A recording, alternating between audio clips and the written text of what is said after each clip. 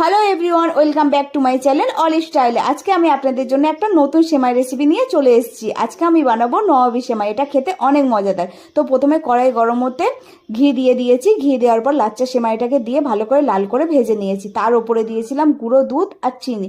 তারপরে লাল লাল করে ভালো করে ভেজে এক সাইড করে দিয়েছিলাম। আর একটা পাত্রে নিয়েছিলাম আমুলের র মিল্ক, নিয়ে ভালো করে ফুটিয়ে নিয়েছি। ফোটানোর পরে এখানে কাস্টার্ড পাউডার, গুঁড়ো দুধ আর হচ্ছে কিনা ফ্রেশ ক্রিম, আমুলের ফ্রেশ ক্রিম দিয়ে ভালো করে ফুটিয়ে নিয়েছি। একটা ক্রিমি টেক্সচার বানিয়ে নিয়েছিলাম। এরপরে আমার কাছে কাঁচের বোল ছিল না বলে প্লাস্টিকের কন্টেনারে আমি এটা বানিয়েছিলাম। আপনাদের কাছে থাকলে নিশ্চয়ই বানাবেন।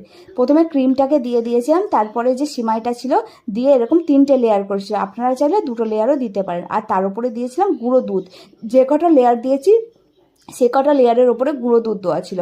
আর এখানে দেওয়া ছিল কিছু ড্রাই ফ্রুটস। এরপরে পুরো ওভারনাইটের জন্য ছেড়ে দিয়েছিলাম। তার পরের দিন সকালবেলা